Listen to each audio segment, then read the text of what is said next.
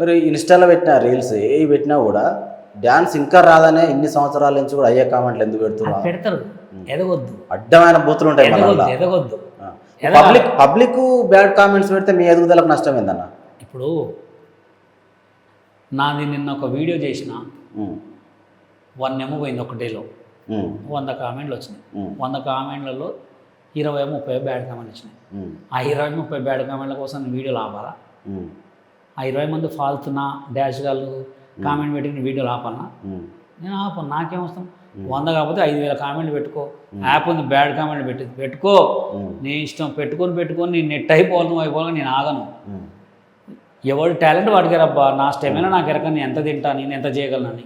వాడేవాడు ఫాల్తు కాడు నాకు కామెంట్ పెట్టి నేను ఎందుకు ఆపుకుంటా?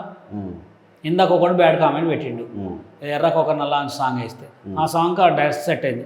ఈరోజు బ్యాండ్ కొట్టేటోళ్ళు లెక్క అది నన్ను ఫోన్ చేసిన, వాలేకుమ్ సలాం బషీర్ బాయ్ తో మీరు కాల్ కరే. వాడు హిందీలో, అన్న వాలేకుమ్ సలాం అన్న బషీర్ అన్న, నువ్వు నాకు ఫోన్ చేసినా, నువ్వు నాకు ఫోన్ చేస్తావనే కామెంట్ పెట్టినా అన్నాడు. దండం పెట్టేసిన. ఇంకా ఇలా ఉంటారు.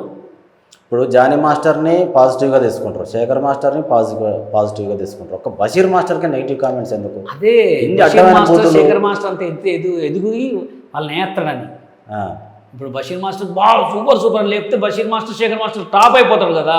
బషీర్ భాయ్ ఇప్పుడు శేఖర్ మాస్టర్ని జానీ మాస్టర్ని పండబెడతాడు, బషీర్ మాస్టర్కి అవకాశం ఇస్తే అంటే దీన్ని ఆడియన్స్ ఎట్లా రిసీవ్ చేసుకోవాలి చెప్పు? రిసీవ్ చేసుకో, దీన్ని కామెడీగా తీసుకోవాలనా లేకపోతే మళ్ళీ సెటారికల్గా వైరల్ చేయాలి? ఇష్టం వాడి భయ్యా.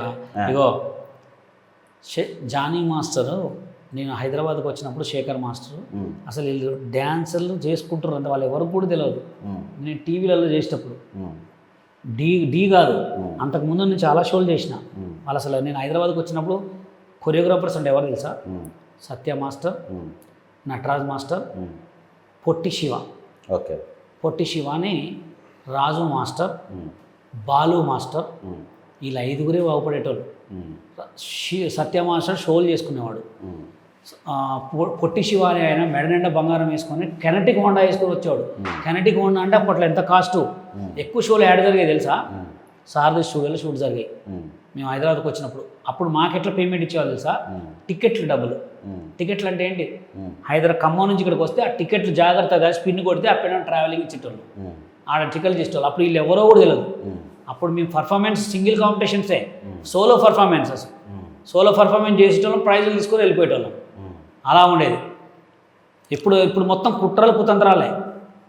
రీసెంట్గా ఒక ఇంటర్వ్యూలో సాయి పల్లవికి కాల్ చేసి నాకు అవకాశం ఇచ్చిందని చెప్పేసి మాట్లాడు. దాని కింద కామెంట్లు ఏమున్నాయో చూసినావు అన్న?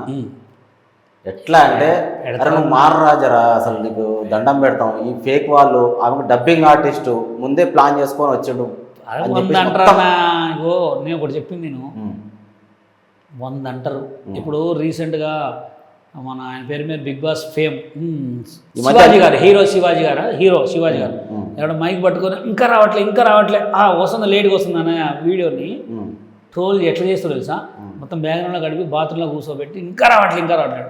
అంత పెద్ద పాత సినిమా హీరో, ఎన్నో సినిమాలు హీరో చేసిండు, బిగ్ బాస్ ఫైనల్ దాకా పోయిండు, ఆయన్నే ట్రోల్ చేస్తారు.